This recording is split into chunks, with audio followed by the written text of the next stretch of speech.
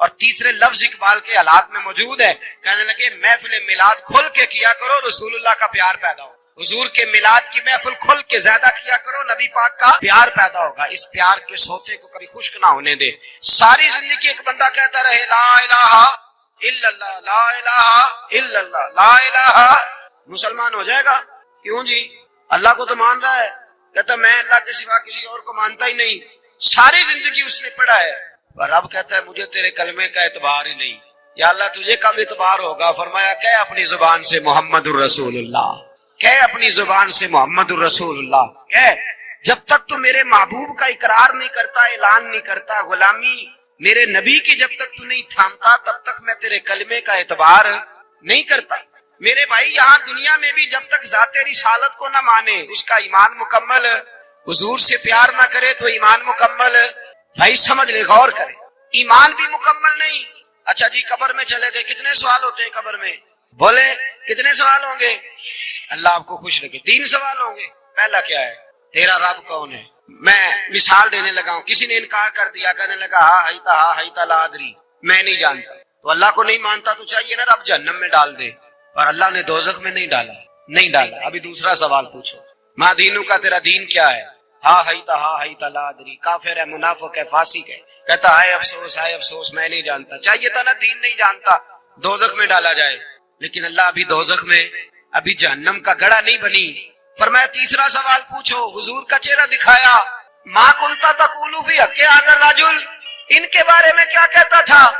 اس نے کہا میں نہیں جانتا۔ اللہ نے فرمایا تو میرے نبی کو نہیں جانتا، پکڑو اس کو جہنم میں داخل کر دو۔ نہ اپنی ذات کے انکار پر دوزخ میں بھیجا، نہ دین کے انکار پر، کہا میرے مصطفیٰ کو نہیں مانتا، ڈالو اس کو جہنم کے اندر۔ تمام کتب حدیث، تمام بخاری سے لے کر طبرانی تک، تمام کتب حدیث میں اسی رنگ میں روایت ملے گی۔ قبر میں بندہ گیا، مومن ہے، مسلمان ہے، نمازی ہے، 10 حج کیے، 15 عمرے کیے، زکاتیں، صدقات، خیرات، عبادات، نفل، نماز، داڑھی، حج، عمرہ، بڑا کچھ۔ ہاں بھائی من ربو کا، اس نے کہا ربی اللہ، اللہ میرا، اس کو جنت کوئی نہیں ملی، ابھی جنت کی کھڑکی۔ دوسرا سوال پوچھو، ماں دینو کا تیرا دین کیا ہے؟ دینی الاسلام، میں اسلام کو مانتا ہوں، جنت مل گئی۔ پورے کے پورے دین کو مان رہا ہے، نماز کو مان رہا ہے، حج کو مان رہا ہے، زکات کو مان رہا ہے، عبادات کو مان رہا ہے، ہر چیز کو مان رہا ہے، لیکن جنت ملی۔ فرمایا تیسرا سوال پوچھو، حضور کا جلوہ والضحیٰ دکھایا۔ کچھ لوگ غلط ترجمہ کرتے ہیں، یہاں بھی کہتے ہیں پوچھا جائے گا یہ کون ہے، یہ لفظ نہیں ہے ما کنت تقول فی حق ھذا الرجل۔ اللہ فرمائے گا یہ بتا دنیا میں میرے نبی کو کیا کہا کرتا تھا، ان کے بارے میں تو دنیا میں کیا کہا کرتا تھا؟ تو جو کہا کرتا تھا وہ کہہ کے اسی وقت پکار اٹھے گا کہ میں کہا کرتا تھا یا نبی پکارا کر، میں یہ کہا کرتا تھا یا نبی، میں یہ کہا کرتا تھا کہ دشمن احمد پہ شدت کیجیے، ملحدوں سے کیا مربت کیجیے، اور شرک ٹھہرے جس میں تعظیم حبیب، اس برے مذہب پہ لعنت کیجیے، اور مثل فارس زلزلے ہوں نجد میں ذکر آیات ولادت کیجیے، اور غیظ میں جل جائے بے دینوں کے دل، یا رسول اللہ کی کثرت کیجیے، یا رسول اللہ کی کثرت میں یہ کہا کرتا تھا۔ اچھا اس نے اللہ کو مانا، دین کو مانا، جنت نہیں ملی۔ جب کہنے لگا نا ہوا محمد رسول اللہ صلی اللہ علیہ وسلم، جب حضور کو پہچانا، حضور کو، نبی پاک کو پہچانا، تو فرمایا نہیں میرے یار کو جانتا ہے، اب کھول دو جنت کا دروازہ۔ تو بھائی مغز قرآن، روح ایمان، جان دین، ہست حب رحمت للعالم، حضور کی محبت اصل ہے دین کی۔ قرآن مجید سورہ توبہ آیت نمبر 24، کوئی تفسیر نہ پڑھیں، صرف اس آیت کا ترجمہ پڑھیں۔ فرمایا محبوب کہہ دے تمہارے باپ بھی، تمہارے بیٹے بھی، تمہارے بھائی بھی، تمہاری عورتیں بھی، تمہارا سارا ہی خاندان، بات ہی ختم کر دی، تمہارا سارا ہی خاندان، واموال انک طرف تمہا، اور تمہارا کمایا ہوا مال، وتجارت تخشون کسادہا، اور تمہاری وہ تجارت جو تم نے محنت کر کے کاروبار چمکایا ہے اور تم ڈرتے ہو کہ نقصان نہ ہو جائے، ومساکن تردونہا، اور تمہارا وہ رہنے کا مکان جو تمہیں بڑے پسند ہیں۔ یہ ساری چیزیں گنوا کے کہا احب الیکم من اللہ ورسولہ، اگر یہ چیزیں تمہیں خدا سے زیادہ پیاری ہوں اور خدا کے رسول سے زیادہ پیاری ہوں، وجہاد فی سبیلہ، اور ان کے رستے میں جہاد سے زیادہ پیاری ہوں، پھر کیا کرو، فتربصوا، انتظار کرو، حتی یاتی اللہ بامری، یہاں تک کہ اللہ تم پر اپنا عذاب لے آئے۔ اگر تمہیں تمہارے باپ، تمہارے بیٹے، تمہاری اولاد، تمہارا کنبہ، تمہارا خاندان اگر مصطفیٰ کریم سے زیادہ پیارا ہوا تو پھر اللہ کیا کرے گا تم پر؟ اپنا اللہ عذاب نازل کرے گا تم پر۔ اگر یہ چیزیں تمہیں خود رسول پاک نے بیان کیا اور لفظ انداز دیکھیے حدیث پاک کا، لا یؤمن احدکم حتی اکون احب الیہ من والدہ وولدہ، تم میں سے کوئی اس وقت تک مومن ہی نہیں ہو سکتا جب تک میں اسے اس کے ماں باپ اور اس کی اولاد والناس اجمعین، اور بات ہی ختم کر دی، فرمایا جب تک سب لوگوں سے بڑھ کر مجھ سے پیار نہ کرے اتنی دیر تک مومن ہو سکتا۔ حضرت عمر حضور کی بارگاہ میں آئے، عام آدمی نہیں، جناب فاروق اعظم، نبی پاک صلی اللہ تعالی علیہ وسلم کی یہ حدیث سنی تو حاضر خدمت ہوئے، کہنے لگے یا رسول اللہ صلی اللہ علیہ وسلم، میں ہر چیز سے بڑھ کر آپ سے پیار کرتا ہوں، اور میں خالی نعرے لگانے والا نہیں، میں گھر سے تجربہ کر کے آیا ہوں، میں نے اولاد سامنے رکھی ہے، پھر آپ کا پیار سامنے رکھا ہے، حضور مجھے اولاد نہیں زیادہ پیاری، آپ زیادہ پیارے، اولاد زیادہ پیاری نہیں، ہم نے بھی کبھی سامنے رکھی ہے اولاد اور حضور کا پیار؟ جی میں حدیث پاک بیان کر رہا تھا تو روک گیا ہوں اچانک ہی، رکھی ہے کبھی سامنے؟ جی اگر رکھی ہوتی نا تو بیٹے کو پہلے بٹھا کے اس کو کہتے بیٹے پہلے قرآن سیکھ، پہلے حضور کا فرمان سیکھ۔ بیٹا جیسے ہی بڑا ہوتا کونپلیں داڑھی کی نکلتی، اگر حضور سے پیار ہوتا تو اماں اسے کہتی بیٹا داڑھی نہ مڑانا، یہ مصطفیٰ کا طریقہ ہے۔ اگر نبی پاک سے محبت ہوتی نا میرے بھائی، اگر کامل پیار ہوتا تو ابا جی نصیحت کرتے کہ بیٹا خبردار داڑھی چھوٹی بھی نہ کرانا، یہ رسول اللہ کی سنت۔ لیکن ہم نے ابھی اس چیز کو سامنے، ابھی نعرہ ہی ہے، ابھی خالی میلاد میں ہی محبت کرتے ہیں، ابھی خالی معراج شریف والے دن ہی پیار کرتے ہیں، ابھی اس کے اصل رنگ تک نہیں آئے۔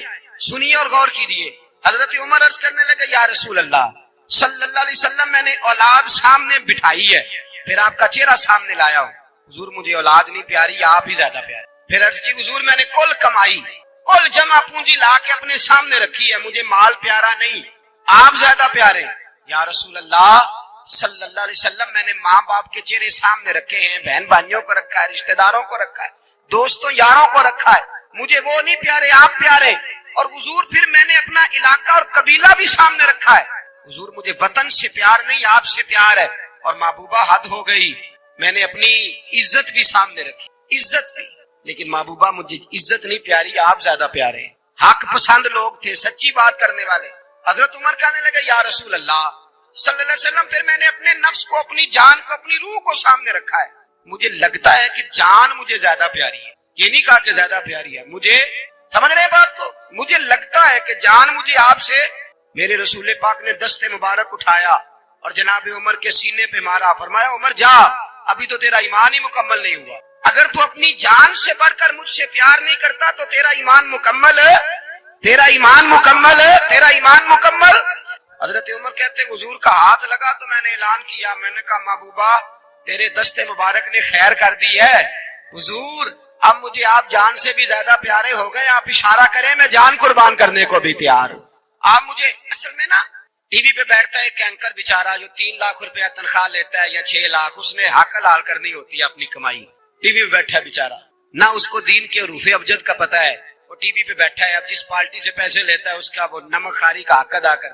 کہتے جی حضور نے اپنے دشمن کو معاف کیا ہے، مولوی سخت بات کرتے ہیں، حضور نے اپنے دشمن کو، آپ کسی پارٹی کے لیڈر کے خلاف دوسری پارٹی کا بیان کبھی سنیں، اس لیڈر سے پیار کرنے والے اتنی اتنی لمبی زبانیں کھول کے ٹی وی پہ آ جاتے ہیں، اور وہ لفظ جو میڈیا پر اور اسمبلی میں ویسے ہی قانون کا حصہ نہیں وہ بھی بول دیے جاتے ہیں۔ لوگ ان معاملات میں بھی حمایت کرتے ہیں اپنے لیڈروں کی جن میں حمایت بنتی ان میں بھی، اور ذات رسالت کی بات آتی ہے تو کہتے ہیں نہیں حضور نے معاف کیا ہے، مولوی جذباتی ہوتا ہے، یہ ایسے تو نہیں نہ ہوتا، تجھے اصل میں پتا نہیں، تو پیار کرتا ہے ڈالر سے، تو پیار کرتا ہے شہرت سے، اور جو پیار کرتے ہیں نا مدینے کے ٹکڑوں سے، جو کھاتے ہیں نا رسول اللہ کے نام کا صدقہ، جو حضور کے نام کا، امیر ملت پیر جماعت علی شاہ صاحب محدث علی پوری رحمت اللہ علیہ فرماتے پاکستان بن رہا تھا تو اس وقت تو یہی بتایا گیا تھا نا کہ پاکستان کا مطلب کیا، پاکستان کا مطلب کیا، لا الہ الا اللہ، کہتے ہیں یہ بتایا گیا تھا۔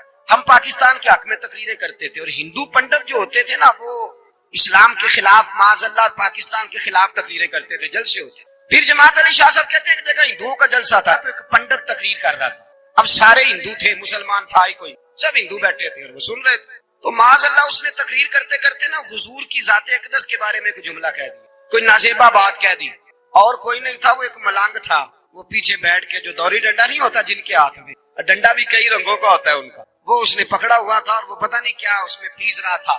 امیر ملت فرماتے ہیں اس کے کان میں اسپیکر کی آواز گئی کہ حضور کے بارے میں بات کر دی۔ اس نے ڈنڈا پکڑا، ملانگس آدمی تھا، پیچھے سے نکلا، کسی نے روکا بھی نہیں، اسٹیج پہ چڑھا سیدھا اور 2-4 ڈنڈے زور زور سے پنڈت کے سر پہ دے مارے، پنڈت مر گیا، پرچہ ہو گیا، مقدمہ ہو گیا، جیل ہو گئی۔ امیر ملت کہتے ہیں میں جیل میں ملنے گیا، میں جیل میں دیکھے بندہ ان پڑھ تھا، بات بڑی بڑی کر گیا۔ امیر ملت فرماتے ہیں بندہ سادہ تھا پر بات بڑی حسین کر گیا، بندہ بالکل بے عمل تھا پر بات ایمان کی کر گیا۔ آپ فرماتے ہیں میں جیل میں ملنے گیا تو میں نے کہا سائیں نہ تو نماز پڑھے، نہ روزہ رکھے، نہ تو مسجد آئے، تو عبادات کی طرف توجہ نہیں کرتا اور تو نے اتنا بڑا کام کر دیا ہے، ہندو مار دیا ہے۔ تو پیر صاحب کہتے ہیں میری طرف دیکھ کے نا پنجابی میں بولا، کہنے لگا پیر جی مینوں تے سیدھے لفظ بھی کوئی نہیں ہوندے، مینوں کی پتا جے سیدھے لفظ بھی کوئی، مینوں نہیں پتا میرا درجہ کی ہے۔ پیر صاحب میں نماز نہیں پڑھتا میری غلطی ہے، روزہ نہیں رکھتا ہے میری غلطی ہے، میں عبادت نہیں کرتا میری غلطی ہے، پر پیر صاحب یہ تو نہیں نہ ہو سکتا کہ میرے سامنے کوئی میری اچھی تے سچی سرکار دی بے ادبی کر کے لنگ جائے۔ لفظ بڑے کمال کہہ گیا، کہنے لگا پیر صاحب میں گناہگار ہوں پر اپنے نبی کا غدار نہیں ہوں، گناہگار ضرور ہوں پر میں غدار نہیں کہ میرے سامنے کو رسول اللہ کے بارے میں آ کے پوچھ لیتے ہیں لوگ مسئلہ۔ کہتے ایک مولوی ملا تھا، کہہ رہا تھا حضور کو علم غیب نہیں، میں نے کہا تینوں ملیا سی، مینوں ملتا دسنا سی، میں انہوں تجھے ملا تھا نا اور تو نے سن لی بات، کیسے سن لی، کیسے تیرے دل میں خیال آیا؟ وہ تیرے سامنے تیرے مصطفیٰ کے علم کی توہین کر گیا، وہ تیرے سامنے رسول اللہ کے اختیار کی توہین کر گیا، وہ تیرے سامنے بیٹھ کر نبی پاک کے صحابی کی بے ادبی کر گیا، حضور کی اہل بیت کی بے ادبی کر گیا، اور تو سنتا رہا، یہ ہو کیسے گیا؟ سنو میرے اعلیٰ حضرت فرماتے ہیں میرے باپ کو کوئی گالی نکالے میں سن لوں گا، میرے بڑوں کو کوئی برا بلا کہے میں سن لوں گا، لیکن اگر میرے مصطفیٰ کے بارے میں بات کرے گا تو زبان پکڑ کے کھینچ لوں گا، زبان کھینچوں گا۔ غیرت ایمانی پیدا کرے مغز قرآن روح ایمان جان دی ہست حب رحمت للعالمین۔ اگر حضور کا پیار نہیں تو ایمان مکمل ہے، ہر چیز سے بڑھ کر ذات رسالت سے پیار، ہر چیز۔ حضرت سیدنا ابو بکر صدیق فرماتے ہیں میں حضور کے سامنے بیٹھا، ایک شخص آیا، اس نے آ کر کے کہا یا رسول اللہ صلی اللہ تعالی علیہ وآلہ وسلم یہ میرے ہاتھ کے اندر خنجر ہے، میں قتل کر کے آیا ہوں۔ قاتل کھڑا ہوا، ایک طرف قرآن مجید کا حکم ہے کہ جس نے ایک آدمی کو قتل کیا پوری انسانیت کو قتل کیا، حضور یہ خنجر ہے، قتل کر کے آیا ہوں۔ میرے مصطفیٰ نے فرمایا کس کو قتل کیا؟ عرض کی حضور سگی بہن کو مارا ہے، سگی بہن تھی میں نے قتل کر دی۔ میرے نبی پاک صلی اللہ علیہ وسلم نے فرمایا کیوں مارا؟ پیار نہیں تھا؟ کہا بہن سے کس کو پیار نہیں ہو، بڑا پیار تھا، پر مارا کیوں؟ صحابی رونے لگے، کہنے لگے محبوبہ میں بڑا پیار کرتا تھا پر وہ کافرہ تھی، مشرکہ تھی، بڑا پیار کرتا تھا، جب بھی اس کے پاس جاتا وہ آپ کے بارے میں بات چھیڑ دیتا، میں اس کو کہتا سارا کچھ کر لے میرے نبی کے بارے میں بات نہ کر، میں ہر شے سہ لیتا ہوں پر مصطفیٰ کریم کی ذات کے بارے میں کوئی بات برداشت کرنے کی طاقت نہیں رکھتا، یہ والا جملہ نہ کہنا۔ میں اس کو روکتا، منع کرتا، وہ باز نہ آتی۔ کہتے ہیں آج اس نے اتنی سخت بات کی کہ میں اس کا گلا کاٹ آیا ہوں، قتل کر دیا ہے۔ حضور میرے لیے حکم کیا ہے؟ تو نبی پاک نے فرمایا جا تیرے اوپر کوئی سزا نہیں، تو نے جو کیا ہے اچھا ہی کیا ہے، یہ اچھا کر ڈالا ہے جو تو نے کیا ہے۔ ایک صحابی نابینا تھے، آنکھوں سے نظر نہیں آتا تھا، رشتہ کوئی نہیں دیتا تھا، معذور آدمی تھے، نکاح ہوا، شادی ہوئی، 2 بیٹے دیے اللہ، گھر بس گیا، بیوی کپڑے دھو کے دیتی، خدمت کرتی، روٹی پکا کے دیتی، بچے بڑے حسین تھے، اور وہ صحابی خود فرماتے ہیں نابینا صحابی کہتے ہیں موتیوں کی طرح کے میرے بچے، جو بھی آتا آ کے کہتا تیرے موتیوں کی طرح کے لال ہیں۔ لیکن آپ فرماتے ہیں ایک صبح اعلان ہو گیا، مدینے میں شور ہو گیا، کچھ نابینا صحابی کی بیوی قتل ہو گئی، کسی نے خنجر کے دبایا، مر گئی ہے۔ کہتے ہیں اس کے لواحقین اکٹھے ہوئے، در رسالت امام پہ آئے، آگے کہنے لگے حضور ہمارا قاتل ڈھونڈ کے دیں، ہماری بیٹی کو کس نے مارا؟ میرے رسول پاک نے مجمع پہ نظر ڈالی، فرمایا بھائی مجھے کہنے کی ضرورت نہ پڑے، اگر قاتل موجود ہے تو خود اٹھ جائے، خود اٹھے۔ وہ نبینا صحابی بیچ میں سے اٹھ کے کھڑے ہو گئے، کہنے لگے سونیا قاتل کوئی بار نہیں، میں خود قاتل ہوں، میں نے مارا ہے، میں قاتل ہوں، میں نے مارا ہے۔ مصطفیٰ کریم سید عالم صلی اللہ علیہ وسلم نے فرمایا تجھے تو اس کی بڑی ضرورت تھی، بڑی حاجت تھی، تیری بیوی تھی، تیرا گھر سنبھالتی تھی، تیرے بچے تھے۔ صحابی عرض کرنے لگے حضور سارا کچھ ٹھیک تھا پر وہ آپ کی بے ادب تھی، حضور اس کے آنے سے میرا گھر بس گیا، روٹی پکنے لگی، کپڑے ملنے لگے، اولاد ہونے لگی، میں دنیا پہ آ گیا، لیکن محبوبہ میں نے وہ سکھ کیا کرنے ہیں جو تیری بے ادبی پر تعمیر کیے جائیں، یا رسول اللہ مجھے کیا حاجت اس چیز کی جس میں آپ کا پیار ہی نہ ہو؟ یا رسول اللہ آپ کی محبت ہی نہ، حضور میں نے قتل کر ڈالا ہے، مجھے بیوی نہیں چاہیے، مجھے وہ والی چاہیے جس کی زبان پر رسول اللہ کے نام کے ترانے ہو، جو حضور کی محفل آن کرنے والی ہو، نعت پڑھنے والی ہو، جو نبی پاک علیہ السلام کی ازواج کا، اولاد کا، بیٹیوں کا ذکر کرنے والی ہو۔ مجھے وہ بی بی نہیں چاہیے جو بی بی بے ادبی کرے۔ میرے نبی پاک صلی اللہ علیہ وسلم نے محلے داروں سے پوچھا، فرمایا بات اس کی ٹھیک ہے؟ کہا حضور واقعی بے ادب تھی۔ نبی پاک نے فرمایا اٹھو پھر چلے جاؤ، اس نے انسان نہیں مارا، اس نے گستاخ رسول کو مارا ہے، اس نے ایک گستاخ رسول کو مارا ہے۔ بھائی یاد رکھے نبی پاک کا پیار ایمان کا حصہ ہے، اس میں کوئی کمپرومائز نہیں، اس بات میں کسی قسم کی کوئی گنجائش ہے؟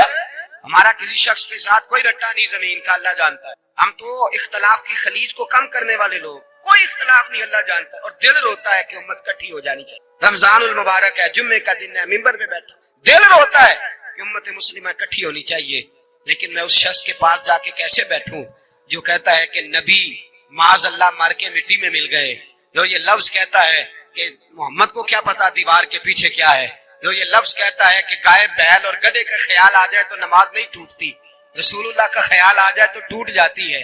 مجھے بتلائیے میرے بھائی کس طرح کمپرومائز ہوگا، کس طرح ایسے لوگوں کے ساتھ اتفاق ہوگا؟ رسول اللہ کی محبت دین کا حصہ ہے، اور یاد رکھ رہے اللہ جانتا ہے کسی کے ساتھ ہمارا کوئی جھگڑا نہیں، نہ نیاز کا، نہ فاتحہ کا، نہ ختم کا، نہ درود کا، جس کا دل کرے دلائے، جس کا دل کرے نہ دلائے، مستحب ہے۔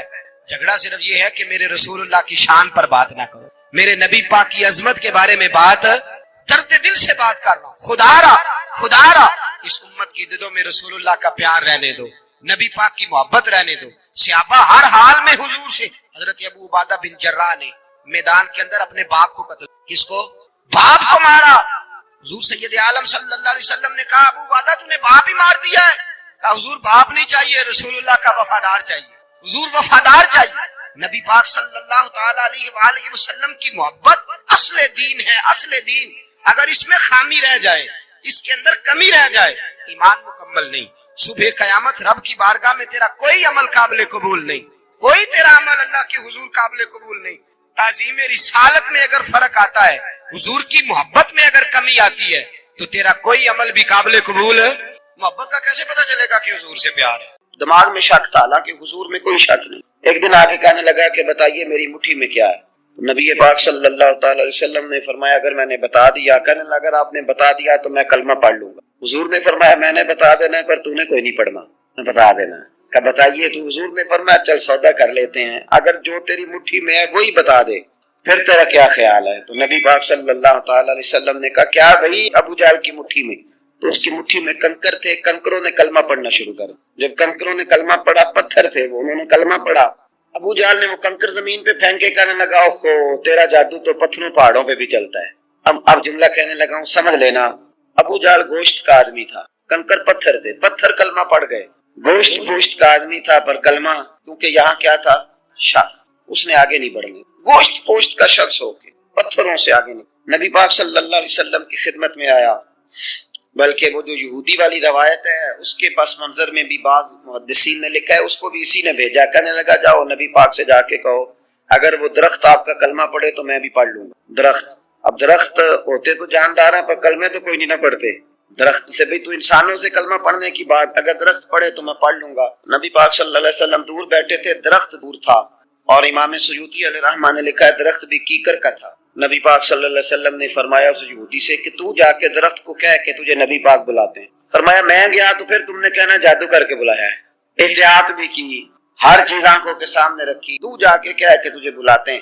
وہ بندہ گیا، جا کے کہنے لگا، اور امام سیوطی نے اس کو لکھا ہے، کہنے لگے اس نے نبی پاک کا نام بھی نہیں لیا، کیونکہ ابو جہل اینڈ کمپنی کو پتا تھا کہ مصطفیٰ کے نام میں بھی بڑی برکت۔ خالی نام بھی نہیں لیا، کہنے لگا درخت وہ جو سامنے بیٹھے ہیں نا وہ تجھے بلا رہے، نام نہیں لیا حضور کا، وہ جو سامنے بیٹھے ہیں نا جاءت لدعوتہ الاشجار ساجدۃ۔ امام بوصیری کہتے ہیں درخت آیا اور سجدہ کرتا ہوا، زمین چیرتا ہوا آیا۔ کس طرح آیا؟ پہلے آگے جھکا، پھر پیچھے جھکا، دائیں جھکا، بائیں جھکا۔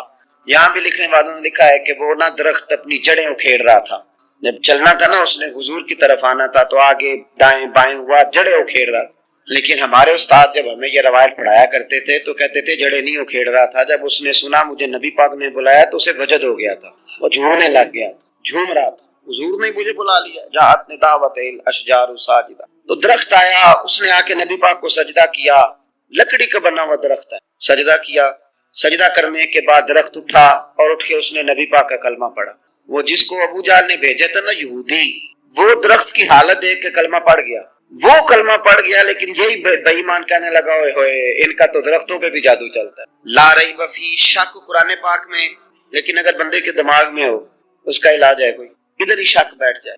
سادی مثال دیتا ہوں کہ سامنے دیوار صاف ہو لیکن گرد اگر آئینے پہ پڑی ہو، دیوار صاف کرنی چاہیے کہ اینک کا شیشہ صاف کرنا چاہیے؟ ساری زندگی لوگ دیوار صاف کرتے گزارتے، ساری زندگی تراش خراش کرتے گزار، اپنی مرضی کی پینٹنگ کرتے گزار دیتے ہیں، پر اپنی آنکھ کی پتلی صاف نہیں کرتے، آنکھ کی پتلی صاف نہیں کرتے۔ کسی نے حضرت رومی سے کہا تھا حضور دنیا میں کوئی اچھا ملتا نہیں، فرمانے لگے تھوڑا رونا شروع کر تاکہ تیری پتلیاں وضو کر لیں، وضو کر لیں، وہ انہیں پتہ چل جائے کہ کتنے صاف ستھرے لوگ دنیا میں پائے جائیں۔ ابو جہل پھر آ گیا، کہنے لگا اگر آپ چاند کے 2 ٹکڑے کر دیں تو میں کلمہ پڑھنے کو تیار۔ اچھا یہاں بھی بڑی مزے کی بات ہے، اللہ نے پہلے کہہ دیا نبی پاک کو کہ ان الذین کفروا سواء علیہم انذرتہم ام لم تنذرہم لا یؤمنون، محبوب یہ جن کی قسمت میں کفر ہے نا، آپ انہیں ڈرائیں چاہے نہ ڈرائیں، یہ ایمان نہیں لائیں گے۔ کنکروں نے بھی کلمہ پڑھ لیا، درختوں نے بھی پڑھ لیا، سارا کچھ ہو گیا، اور اللہ نے بھی کہہ دیا کہ محبوب اس بے ایمان نے کلمہ نہیں پڑھنا، پر حضور نے فرمایا یہ پڑھے نہ پڑھے ہم نے میدان نہیں چھوڑنا، جتنی دفعہ آئے گا نا ہم اسے ضرور معجزہ دکھائیں گے، جتنی دفعہ آئے ہم کیوں میدان چھوڑ۔ آگے کہنے لگا جی اگر چاند کے 2 ٹکڑے کر دے تو اقتربت الساعۃ وانشق القمر، تو نبی پاک صلی اللہ علیہ وسلم نے انگلی کا اشارہ کیا، چاند 2 حصوں میں بٹا، کوہ صفا ایک پہاڑی تھی مکے میں، آدھا ٹکڑا پہاڑی کی اس جانب ہوا، آدھا اس جانب، یعنی وضاحت کی اللہ کریم نے کہ ایسے نہ ہو کہ یہ کہہ جی وہ تو ایسے بالکل شک ہوا تو مل گیا، پتہ نہیں میری آنکھوں پہ جادو ہو گیا، ملا ہے کہ نہیں ملا۔ جب ٹوٹا تو حدیث پاک میں آتا ہے کہ آدھا چاند کوہ صفا کی ادھر گیا اور آدھا تو پہاڑی تھی، چاند نیچے آیا، پہاڑی کے گرد گھوما، آگے جا کے ملا، یعنی وقفہ دیا گیا باقاعدہ دیکھنے کا، سمجھنے۔ پوری دنیا میں جتنے لوگ اس وقت چاند دیکھ رہے تھے، ہندوستان تک روایتوں میں ملتا ہے کہ لوگوں نے گواہی دی کہ ہم نے چاند ٹوٹتے دیکھا ہے، زمانہ مان گیا، لوگوں کی چیخیں نکل گئیں، لوگ قدموں میں گر گئے، پر وہ جس کے دماغ میں شک تھا وہ نہیں مانا، شجر و حجر پہچان گئے، پر انسان کی نظروں میں شک ہی رہا۔ دنیا میں سب سے مجبور، کمزور، بزدل، کم فہم بندہ وہ ہے جس کے دماغ میں شک ہے۔